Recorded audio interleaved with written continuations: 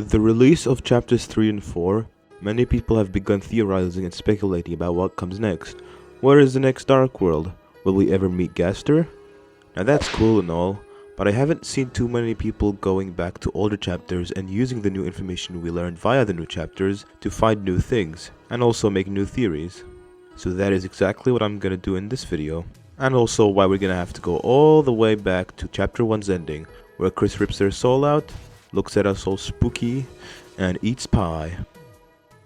Now when chapter 2 first came out, no one really put much thought into this scene apart from Chris Night Truthers talking about how Chris must have went to the library to open the Cyberworld fountain, which is funny considering what we know now. Anyway, you might be wondering why I'm talking about chapter 1's ending again. What else is there to see?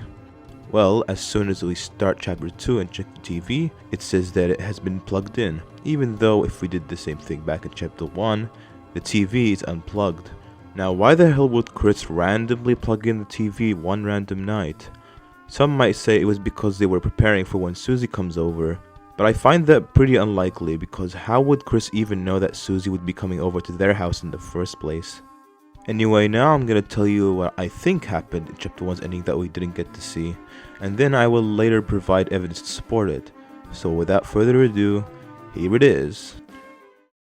So Chris, after ripping their soul out, knife in hand, and looks at us, they go to eat the pie. They get a call on their phone from the Knight.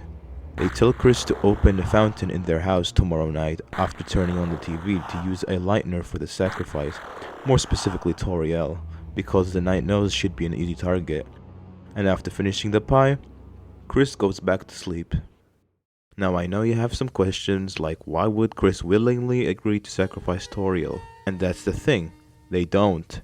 That's why at the end of chapter 2, they slash Toriel's tires so that she calls the police so that Undyne shows up, and then they open the front door while they are all asleep before opening the fountain to let Undyne in. They want the Knight to take her instead, which is exactly what happens. You might be also wondering, why would the Knight tell us to turn on the TV? What's the point? Well, in chapter 3 we get to meet Tenna, which if you played the game you would know he is that exact TV that Chris turned on. Even Susie says so when giving him away to Mettaton in the next chapter. And Tenna tells us himself that he was given instructions by the Knight that he is not allowed to give us back Toriel for whatever reason. Which is why the Knight kills Tenna right after he disobeys and then promptly starts trying to take Toriel before being interrupted by Susie.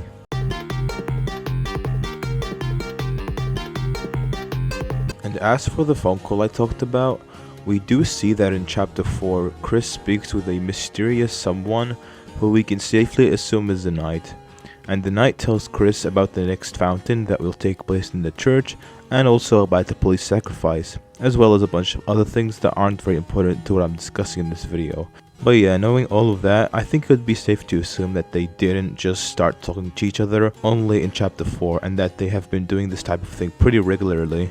And that does mean they talked to each other in chapter 1 at some point also, which I think happened at the ending. Another thing I would like to add as well is that we know that if you did the Snowgrave route, in chapter 4 Noelle implies that Chris took Burley to the hospital and says that they went over to her house to comfort her as well. And we know this all happened after chapter 3's ending because Noelle literally tells us. It would also explain why Chris fell asleep during the sermon. Not just because of what they did in the middle of the night in the Snowgrave route, they do also still fall asleep in any other route as well, but also because of all the shit they went through in chapter 3, so it's really no wonder why Chris was so tired. But do you know where else Chris falls asleep during the day? That's right, it was during class in chapter 2 after Beardley gives his speech. Now in chapter 4, Chris has all the reasons to be super tired. I mean, the entirety of chapter 3 alone made them lose tons of sleep. But why would Chris be so tired in chapter 2 if all they did was just eat the pie and then go back to bed? Now some of you might say that Chris falls asleep in these chapters because it would have been boring to sit through Beardley's reading and the sermon in chapter 4, and that it has no narrative purpose. But I feel like it isn't that crazy to assume that Toby would still find a way to incorporate these small details into the game's story and make them important. But who knows, I mean that's just what I think. But now you may be thinking, okay, so how does Chris getting a phone call and eating pie make them that tired in the first place? That doesn't really make sense. and you're actually right. So now I'm starting to wonder, what if at the end of chapter 1, it wasn't a simple phone call like I once thought? What if it was something more?